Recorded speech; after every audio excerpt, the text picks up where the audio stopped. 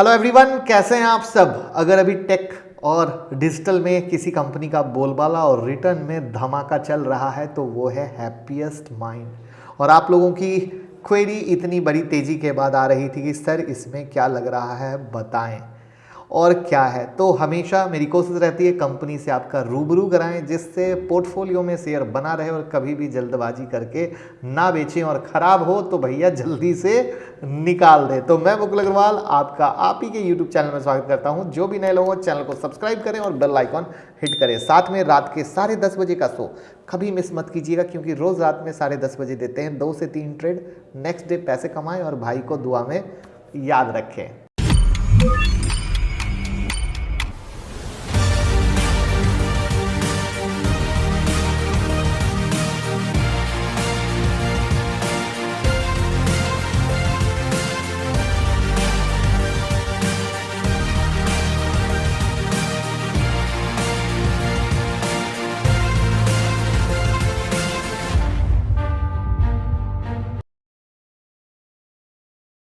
तो आज बात करने वाले हैं हैप्पीएस्ट माइंड के बारे में कि हैप्पीएस्ट माइंड क्या है और आपकी डिमांड की वीडियो।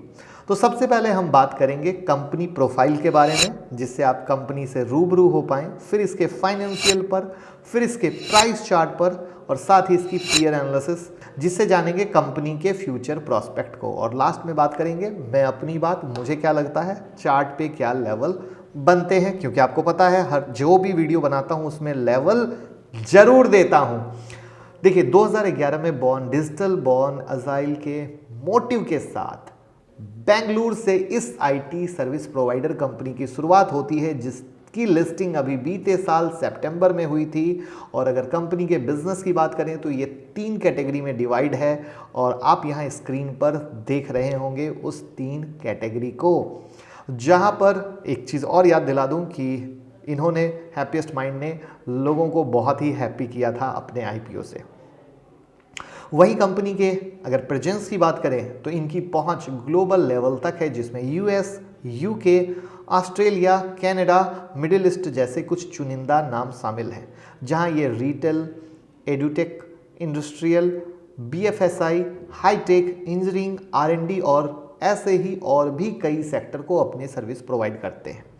तो ये तो थी कंपनी प्रोफाइल की बात। अब चीज़ों को और बेहतर तरीके से समझने के लिए फाइनेंशियल पर चलते हैं, जहां पर फाइनेंशियल देखेंगे। तो चलिए इनके फाइनेंशियल को देखते हैं। तो फाइनेंशियल यहाँ 17, 18, 19, 20 का दिख रहा होगा। लगातार रेवेन्यू बढ़ता जा रहा है, लेकिन नेट इनकम में आप देखोगे तो 18 में नुकसान था, लेकिन उसका 19 और 20 में ज़बरदस्त इजाफा, जहाँ पे higher than industry revenue growth है, इंक्रीजिंग मार्केट शेयर है। और मेरे को हमेशा क्वार्टर ऑन क्वार्टर देखने में मज़ा आता है, उससे पिक्चर पता चलती है। तो वहाँ पे भी आप देखोगे तो बहुत ही इम्प्रेसिव डेटा बता रहा है कि ये लगातार ग्रोथ मोड में जा रहा है।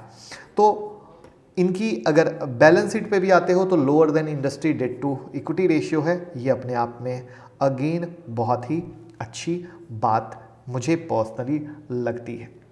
अब अगर आप इनकी पीयर एनालिसिस कर लो तो हैप्पीएस्ट माइंड, टीसीएस, इन्फोसिस और एचसीएल टेक आपको दिख रहे हैं, जहां पे अपने पीयर से या तो टीसीएस और इन्फोसिस से ये सस्ता है या एचसीएल टेक के पास की पीई रेशियो है।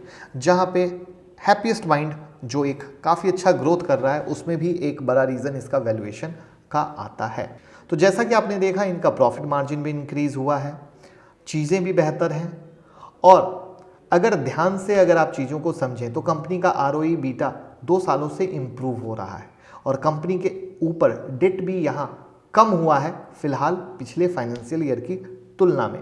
साथ में अगर आप कैश फ्लो स्टेटमेंट भी गौर करते हो तो यहाँ आपको दिख रहा है कि कंपनी का नेट कैश फ्लो और cash flow from operating activities increasing mode में है। साथ ही पिछले 2 क्वार्टर से कंपनी का कैश जनरेशन अपने कोर बिजनेस से इंक्रीज हुआ है, जो अगेन एक मार्केबल बात है, सैल्यूट की बात है। और ये वो एक रीज़न है जिसके कारण आपके नए स्टॉक में लगातार आग लग रहा है।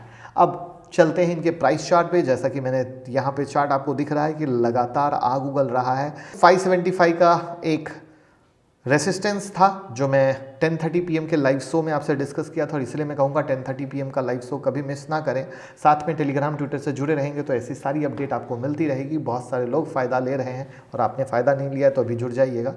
तो इसमें जो बड़ी तेज़ी होगी उसके लिए अब एक रेसिस्टेंस 557 और दूसरा 575 का है। 575 रियल है, उसके ऊपर ब्रेकआउट पे नई तेजी, और फर्दर जो लो में 505 का सपोर्ट लिया है, होल्ड करने के कारण ऊपर गया है, लेकिन अगर ये टूटता है तो वापस नीचे की तरफ जाएगा।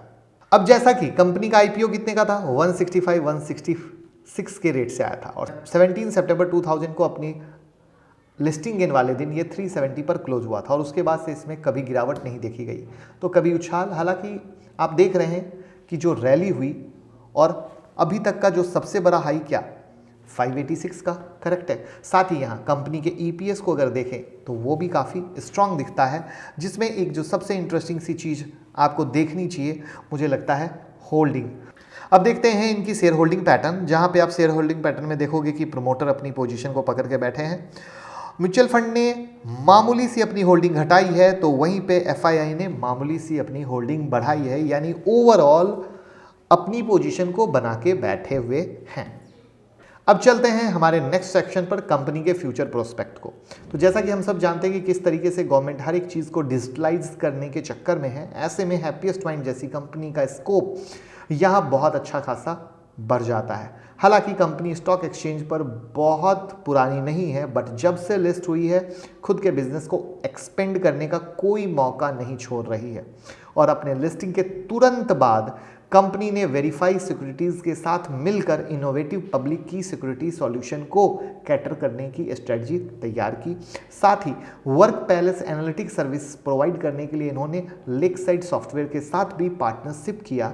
इसके अलावा अभी कुछ महीनों पहले कंपनी ने ऑटोनोम आईक्यू, जो कि एक क्लाउड प्लेटफॉर्म है जो एएल और machine learning autonomous testing solution use करते हैं, और इनके साथ मिलकर एक कनेक्टेड इकोसिस्टम बनाने के लिए भी पार्टनरशिप की। साथ ही स्मार्ट डेटा डिलीवर करने के लिए इन्होंने लोतोहे से भी पार्टनरशिप किया।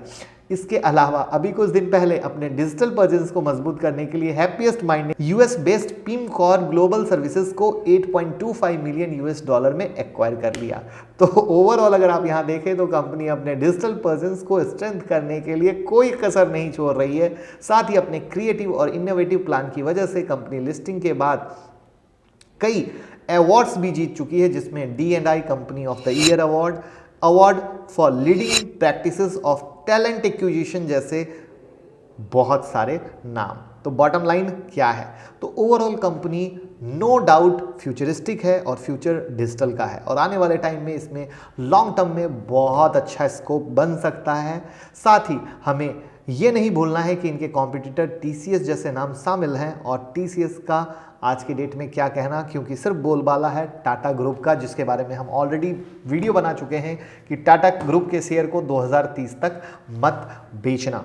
तो समरी ये कि जो टेक्निकल लेवल थे वो हमने आपको दे दिए। ओवरऑल इन्वेस्टिंग में डेफिनेट मार्केट नीचे गिरता है, और वहाँ पे आपके पोर्टफोलियो में ये शेयर होना चाहिए, और नीचे के प्राइस पे अगर आप पकड़ के बैठे हैं तो 2030 के बारे में सोचिए, अभी के बारे में नहीं, अच्छा रिटर्न मिलेगा।